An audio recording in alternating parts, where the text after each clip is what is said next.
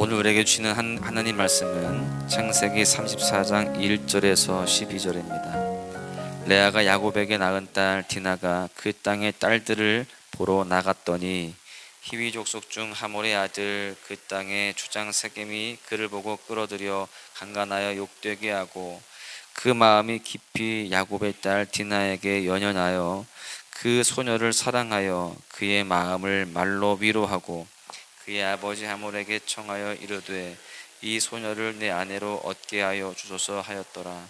야곱이 그 딸 디나를 그가 더럽혔다 함을 들었으나 자기의 아들들이 들에서 목축함으로 그들이 돌아오기까지 잠잠하였고 세겜의 아버지 하몰은 야곱에게 말하러 왔으며 야곱의 아들들은 들에서 이를 듣고 돌아와서 그들 모두가 근심하고 심히 노하였으니 이는 세겜이 야곱의 딸을 강간하여 이스라엘에게 부끄러운 일 곧 행하지 못할 일을 행하였음이더라. 하몰이 그들에게 이르되 내 아들 세겜이 마음으로 너희 딸을 연연하며 원하건대 그를 세겜에게 주어 아내로 삼게 하라. 너희가 우리와 통혼하여 너희 딸을 우리에게 주며 우리 딸을 너희가 데려가고 너희가 우리와 함께 거주하되 땅이 너희 앞에 있으니 여기 머물러 매매하며 여기서 기업을 얻으라 하고 세겜도 디나의 아버지와 그의 남자 형제들에게 이르되 나로 너희에게 은혜를 입게 하라. 너희가 내게 말하는 것은 내가 다 주리니 이 소녀만 내게 주어 아무리 큰 혼수와 예물을 청할지라도 너희가 내게 말한 대로 주리라. 아멘. 오늘 본문은 이 이야기가 성경의 이야기가 맞나 싶을까라는 생각이 들 정도로 조금 이해가 안 되는 그런 본문이기도 합니다. 그래서 여러 학자들은 굳이 왜 창세기 34장이 성경에 기록되었을까 이런 의구심을 품는 그런 분들도 있습니다. 왜냐하면 이 전체 흐름을 보잖아요. 창세기 33장까지는 야곱이 에서와 화해를 하고 가나안 땅으로 돌아오게 됩니다. 그리고 34장을 건너뛰고 35장으로 가보면 어떻게 야곱이 베델로 도착했는지를 기록을 하고 있습니다. 그래서 굳이 이 34장이 없어도 그 이야기의 흐름에 전혀 어색함이 없습니다.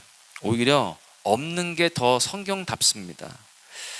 그런데 성경은 1.1획도 의미 없이 쓰이지 않았습니다. 오늘 본문이 속한 이 34장에 주는 교훈이 분명히 있다라는 것이죠. 그렇다면 어떤 교훈일까요? 결론적으로 말씀을 드리면 본문이 속한 창세기 34장은 작은 불순종의 결과가 점점 커져간다라는 사실을 말씀하고 있습니다. 우리 모두가 오늘 말씀을 통해서 우리의 삶을 점검하고 삶의 작은 틈을 말씀으로 채워서 시험을 다 이겨낼 수 있기를 간절히 소망합니다. 오늘 말씀을 살펴보면서 우리의 삶의 불순종을 점검하고요, 큰 시험이 이르기 전에 불순종의 불길을 성령의 단비로 다 끄실 수 있기를 주님의 이름으로 간절히 축원합니다. 오늘 말씀을 통해서 깨달을 수 있는 첫 번째 교훈은요, 작은 불순종이 큰 시험을 가져온다라는 것입니다. 1절과 2절을 보십시오. 레아가 야곱에게 낳은 딸 디나가 그 땅의 딸들을 보러 나갔더니 히위 족속 중 하몰의 아들 그 땅의 주장 세겜이 그를 보고 끌어들여 강간하여 욕되게 하고. 오늘 본문에서 야곱의 딸인 디나는 세겜성을 구경하러 나갔다가 그 땅의 추장 세겜에게 욕보임을 당하는 사건을 기록하고 있습니다. 읽는 것만으로도 안타깝고 또 불행한 이 사건이 왜 생겼을까요? 여러 이유가 있겠지만 가장 큰 이유는 야곱이 베델로 가라고 하는 하나님의 명령을 지키지 않았기 때문에 그렇습니다. 어제 함께 살펴보았듯이 이 야곱은 베델로 가야만 했습니다. 그렇게 약속을 했거든요. 그런데 베델로 가지 않았어요. 왜 그랬다고 이야기합니까? 세겜 땅이 살기가 너무 좋았거든요. 그런데 그 땅은 하나님이 원하시는 땅이 아니었습니다. 그럼에도 불구하고 야곱은 약속의 땅 베델이 아니라 그 세겜에 머물고 또 살았습니다. 여러분, 야곱의 입장에서는 그 세겜이 좋았습니다. 살기도 좋았고요. 또 세겜에서 하나님께 예배도 드렸습니다. 본문 바로 앞인 창세기 33장 20절을 보시면은 거기에 제단을 쌓고 그 이름을 에렐로헤 이스라엘이라 불렀더라. 사실 세겜에서 야곱은 하나님께 예배도 잘 드렸습니다. 그리고 그 제단의 이름을 에렐로헤 이스라엘이라고 불렀어요. 그 의미가 무엇이냐? 하나님, 이스라엘의 하나님이라는 뜻입니다. 야곱은 제단을 쌓고 이렇게 예배도 드리는 그런 모습으로 지금 세겜에 있었다라는 거예요. 즉 야곱은 하나님께 예배도 드렸고 평안하게 살고 있었기 때문에 굳이 베델로 가지 않았던 것입니다. 자기가 지금 평안한 것뿐만이 아니라 할 도리도 하고 있다라고 그렇게 여긴 것이죠. 그런데 하나님께서 진정으로 받기 원하시는 예배는 야곱이 하나님께 서원했던 대로 베델에서 드리는 예배였습니다. 그런데 야곱은 평안하게 살다 보니까 작은 틈이 보이게 되는 겁니다. 내가 지금 예배를 드리고 있긴 있으니까 나에게 큰 문제 없겠지. 그런데 그 예배가 하나님이 원하시는, 하나님이 받으시는 예배가 아니었다는 것을 놓치고 있는 거예요. 작은 틈이 생겼던 것입니다. 하나님과의 약속을 망각하고 있는 것이죠. 하나님이 원하시는 것이 무엇인지를 분별하지를 못합니다. 이것은 우리도 마찬가지예요. 우리도 간혹 여러 상황들로 인하여서 하나님과의 약속을 잊어버릴 때가 있습니다. 그러한 틈을 우리가 보일 때가 있는 것이죠. 평안하게 지내고 있고 또 이렇게 늘 예배드리고 또 새벽제단을 쌓으면서 살아가고 있다, 이 생각으로 인하여서 정말 내가 잘하고 있는지 잘못하고 있는지에 대한 분별력을 잃을 때가 있다라는 것이죠. 여러분, 때때로 하나님과 했던 약속들을 잊어버리는 그런 모습 속에서 우리는 큰 실수를 할 수 있음을 깨달아야 되는 것입니다. 하나님께서 세우신 언약의 그 약속을 잊지 말아야 됩니다. 신명기 4장 23절 상반절을 보십시오. 너희는 스스로 삼가 너희의 하나님 여호와께서 너희와 세우신 언약을 잊지 말라는 겁니다. 왜 우리가 하나님과 약속을 잊지 말아야 할까요? 왜냐하면 하나님께서도 우리와의 약속을 잊지 않으시기 때문에 그렇습니다. 신명기 4장 33절은 이렇게 말씀합니다. 내 하나님 여호와는 자비하신 하나님이시라. 그가 너를 버리지 아니하시며 너를 멸하지 아니하시며 내 조상들에게 맹세하신 언약을 잊지 아니하시니라. 하나님은 언약을 잊지 않으신다는 거예요. 여러분, 혹시나 고난 가운데에 하나님과의 약속했던 그 언약들 잊은 것은 없습니까? 하나님, 내 이 병을 고쳐주시면 제가 이렇게 하겠습니다. 하나님, 이 위기만, 이 문제만 넘어가게 해주시면 제가 이렇게 하겠습니다. 하나님, 우리 아이 좋은 대학만 가게 하시면 내가 이 아이를 위해서 어떻게 하겠습니다. 이 아이 신앙생활 잘하도록 그렇게 가르치겠습니다. 이렇게 하나님 앞에 약속했던 그 언약들이 있을 거예요. 혹시 그런 것들을 지금 잘 지켜내고 있는지 우리가 스스로를 돌아보아야 됩니다.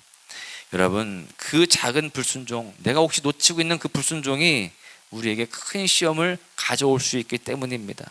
그러므로 이 시간 저와 여러분이 하나님과의 약속을 기억하고 그 약속을 잘 지켜서 큰 시험이 아니라 그 약속을 잘 지킴으로 인하여서 그 약속 뒤에 숨겨져 있는 하나님의 큰 복을 다 경험하시기를 간절히 소망합니다. 두 번째는 작은 불순종은 큰 유혹을 가져온다는 거예요. 9절과 10절을 보십시오. 너희가 우리와 통혼하여 너희 딸을 우리에게 주며 우리 딸을 너희가 데려가고 너희가 우리와 함께 거주하되 땅이 너희 앞에 있으니 여기 머무르러 매매하여 여기서 기업을 얻으라 하고 오늘 이 본문을 보시면 야곱의 아들들이 자신의 여동생이 당한 일을 듣고 심히 노합니다. 그리고 그 일에 대해서 이것은 단순히 여동생에게만 일어난 일이 아니다 라고 생각을 해요. 이것은 이스라엘 공동체 전체를 욕보인 것이다 라고 더 확대 해석을 합니다. 그러자 그 모습을 본 세겜의 아버지 하몰이 이런 제안을 해요. 이왕 이렇게 된 거 이스라엘과 우리가 서로 혼인을 하자. 그리고 서로 땅도 교환하고 한 가족이 되자. 이렇게 제의를 합니다. 사실 그 당시 사회법에 따르면 남자가 여자에게 예물과 돈을 주면 결혼할 수 있다라고 하는 그 암묵적인 룰이 있었습니다. 그런데 지금 이 이스라엘은 나라를 세우지 못했습니다. 아직 그냥 한 부족일 뿐이에요. 그런 상황에서 야곱과 그의 가족들이 이 하몰의 제안을 받아들여서 세겜에서 자리를 잘 잡으면 오히려 편안할 수 있습니다. 이것은 마치 선악과를 먹으면 하나님처럼 될 것이라는 달콤한 유혹과도 같습니다. 만약에 그 세겜에서 그렇게 함께 잘 어울리게 되면, 같이 결혼을 하게 되면 더 강력한 힘을 갖게 되고 또 그 가운데에 더 편안한 삶을 살 수 있게 되는 것입니다. 그래서 옛날 왕조 시대를 보면은 일부러라도요 정략 결혼을 합니다. 나라와 나라 간에 그 결혼을 시키잖아요. 이 나라의 왕자와 이 나라의 공주를 결혼을 시켜서 그 나라와 나라의 그 교류를 더 강하게 하고 또 군사적인 것들도 함께 그렇게 나누는 것입니다. 지금 이 야곱은 또 그 이스라엘 백성들은 그렇게 해서 더 안정을 취할 수 있었습니다. 그런데 이것은 하나님 보시기에 좋은 것이 아니었어요. 왜냐하면 하나님은 이방 민족과 결혼하지 말라라고 말씀을 하셨기 때문에 그렇습니다. 창세기 28장 1절을 보시면 이삭이 야곱을 불러 그에게 축복하고 또 당부하여 이르되 너는 가나안 사람의 딸들 중에서 아내를 맞이하지 말고, 지금 그 야곱의 아버지 이삭이 그 야곱에게 어떻게 이야기를 하냐면요, 가나안 사람의 딸, 즉 이방 여인과 결혼하지 말라라고 그렇게 유언을 합니다. 왜 그럴까요? 그 이유는 이방 여인과 결혼을 하게 되면 하나님을 떠나서 그들이 섬기는 신을 섬기게 될 것이기 때문에 그렇습니다. 여러분, 그런데요, 오늘 본문에서 세겜의 아버지 하몰은 야곱에게 지은 죄를 진정으로 사과하기는커녕 자신들의 딸과 결혼을 하라, 이런 세상적인 제안을 하고 있는 것입니다. 야곱이 더 큰 죄를 짓도록 야곱을 유혹하고 있는 것을 보게 되죠. 여러분, 이처럼 작은 불순종은 더 큰 유혹으로 그렇게 이어지게 되고 큰 죄를 짓게 만듭니다. 여러분, 세상에서는 욕심이 잉태하여서 죄를 낳고 죄가 장성한 즉 사망을 낳게 하게 되는 것입니다. 그래서 우리가 작은 죄라도 바로 하나님께 회개하는 것, 이것이 정말 중요한 거예요. 왜냐하면 우리가 죄를 자복하면 하나님께서는 우리를 깨끗하게 용서해 주시기 때문입니다. 그런데 우리가 회개하지 않으면 우리는 죄로 인하여서 넘어지고 하나님과 멀어질 수밖에 없습니다. 죄를 혹여라도 가볍게 여기고 있지는 않습니까? 이 정도는 괜찮지 않나, 이 정도는 세상 다른 사람들에 비하면 잘하고 있는 것은 아닌가, 그렇게 생각하고 있지는 않습니까? 바라기는 오늘 말씀을 통해서 작은 죄라도 다 회개함으로 그 사탄의 유혹을 다 차단할 수 있기를 간절히 소망합니다. 우리가 죄를 회개할 때에 하나님은 우리를 용서하시고 깨끗하게 세워주실 줄로 믿습니다. 말씀을 정리하는데요, 오늘 본문은 작은 불순종이 큰 시험과 큰 유혹을 가져온다라는 그런 메시지를 주고 있습니다. 오늘 말씀을 통해서 혹여나 하나님과의 약속을 잊은 성도가 있다라고 한다면, 혹여나 작은 죄라도 아직 회개하지 않은 그런 모습이 있다라고 한다면, 오늘 말씀을 다시 한번 기억하시면서 말씀을 통해 주시는 그 교훈들을 가슴에 새기고 다시 한번 바로 서기를 축복합니다. 왜냐하면 하나님은 하나님을 찾는 자에게 복을 주시고 또 그들과 동행하시는 분이시기 때문에 그렇습니다. 그러므로 오늘 하루 불순종을 순종으로 바꾸어 사시고요, 오늘 여러분의 삶에 있을 그 모든 시험과 유혹을 다 이겨내며 하나님의 뜻대로 승리하며 살아가시기를 주님의 이름으로 간절히 축원합니다.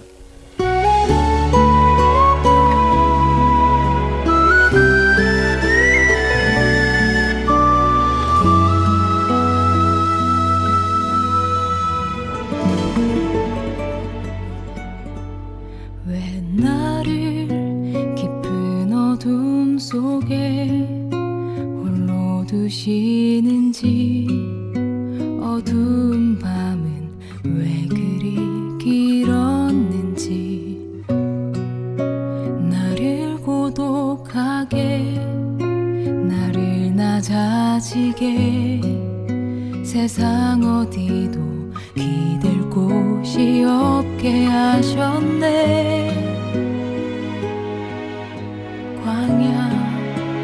광야에 서 있네.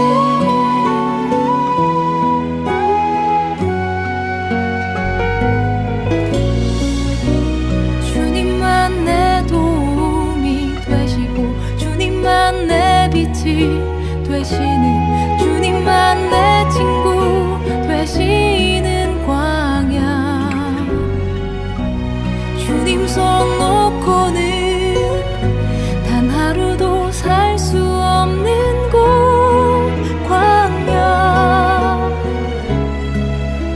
광야에 서 있네.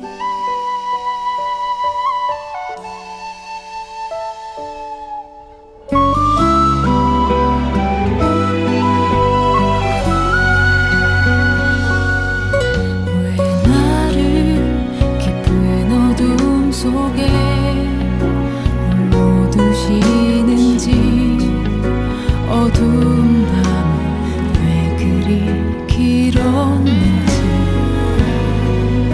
나를 고독하게, 나를 낮아지게, 세상 어디도 기댈 곳이 없게 하셨네.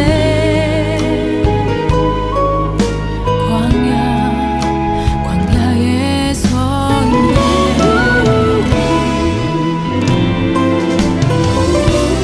주님만 내 도움이 되시고, 주님만 내 빛이 되시는, 주님만 내 친구 되시는 광야.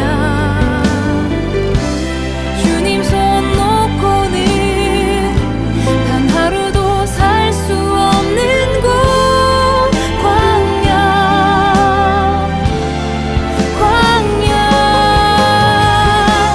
주께서 나를 사용하시려, 나를 더 정결케 하시려, 나를 택하여 보내신 그곳, 광야.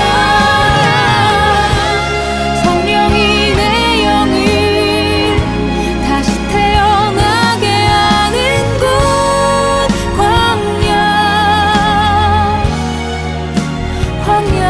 서 있네.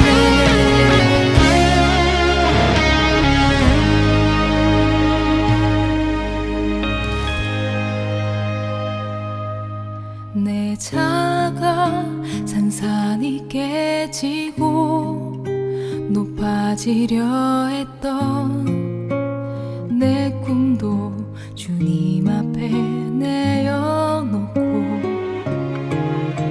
오직 주님 뜻만 이루어지기를